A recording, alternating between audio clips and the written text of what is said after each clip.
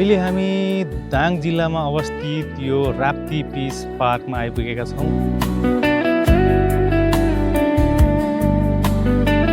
तुलसीपुर बजारबाट नजिकै पर्ने यो पार्कलाई गणेश पार्क भनेर पनि चिनिँदो रहेछ। शान्ति स्थापना र शान्त वातावरणलाई अलि बढी फोकस गरेर निर्माण गरिएको यो पार्कमा चाहिँ बुद्धको स्तम्भ सुरुमै राखिएको रहेछ र एकदमै मनोरम शान्त ठाउँ छ। यहाँ चाहिँ साथीभाइहरूसँग रमाइलो गर्न मिल्ने ठाउँ पनि छ। बच्चा बच्चीहरूको लागि खेल्न मिल्ने वाटर पार्कहरू, त्यसै गरी फाउन्टेनहरू, विभिन्न कलाकृतिका मूर्तिहरू, जू पनि रहेछ, सानो मिनी जू भनेर राखिएको पनि रहेछ।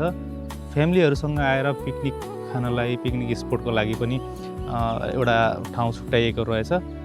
यहाँ चाहिँ बच्चादेखि वृद्धसम्म सबै मान्छे आउन सक्ने, आएर रमाउन सक्ने खालको पार्क रहेछ। यदि तपाईँहरू यो नजिक हुनुहुन्छ भने आउनु होला। एकदम हामीले सोचेको भन्दा पनि राम्रो पार्क रहेछ चाहिँ यो।